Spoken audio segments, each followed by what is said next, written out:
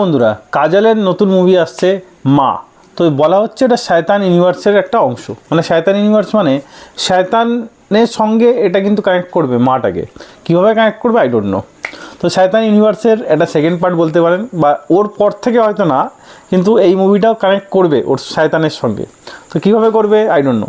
তো যাই হোক, তো এখানে যে মুভি দেখানো হচ্ছে সেটা ওয়েস্টবেঙ্গলে কোনো একটা চন্দ্রপুর জায়গা, যেখানে দেখানো হচ্ছে কাজল হয়তো তার পৈতৃক সম্পত্তি সেখানে থাকবে, সেখানে তার মেয়েকে নিয়ে যাবে।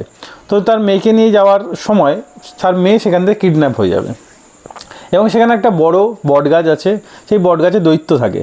তো সেই দৈত্যকে ছোট বাচ্চা মানে বলি দেওয়া হয় বা দান করে দেওয়া হয় তাকে। তো এবার তো আগে সেটা প্রথা ছিল, এবার কাজলের মেয়ের পালা। তো কাজলের মেয়েকেও এটা দান করতে মানে নিয়ে চলে যাবে, কিন্তু সেখান থেকে কাজল কীভাবে বাঁচিয়ে আনবে সেটাই আমরা দেখব এই মুভিতে। তো আমরা হিন্দিতে হরর কমেডিতেও এখন প্রচুর হয়ে গেছে। হরর কমেডি আমরা দেখি, শয়তানে যেরকম একটা শয়তানে ঠিক হরর ছিল না, একটা বলতে পারেন যে একটা বশ করে বা বশীকরণ ছিল। তো এখানে আমরা পিওর হরর এলিমেন্ট দেখতে চলেছি মাতে।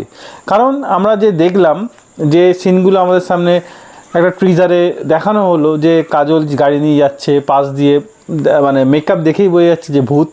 তো এখানে যে ভিএফএক্সগুলো দেখানো হচ্ছে আমার তো ভালো লেগেছে। কিছু জায়গায় যদি খুব ভালোভাবে দেখা যায়, কিছু জায়গায় হয়তো খুঁত বেরোবে, কিন্তু আমার অ্যাজ এ যদি একটা দর্শক হিসাবে যদি বলেন একটা হরর মুভি দেখার জন্য যে সেন্স দরকার, তাতে তো বেশ ভালোই লাগছে কাজলের মা মুভিটা।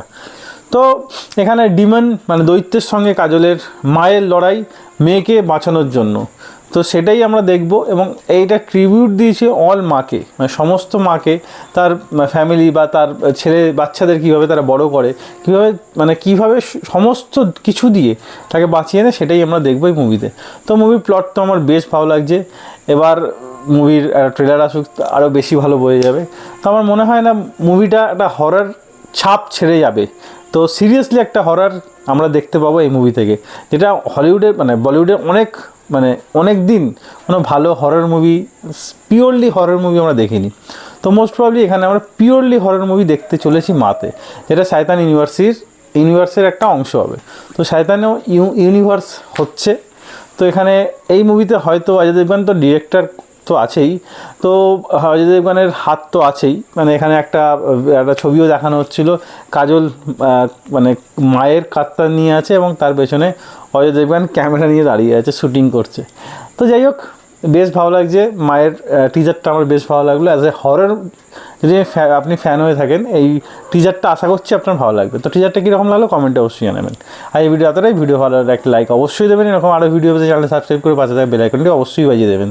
দেখা হচ্ছে পরের ভিডিওতে। তখন জন্য ভালো থাকুন, সুস্থ থাকুন। ভিডিও দেখার জন্য ধন্যবাদ। বাই।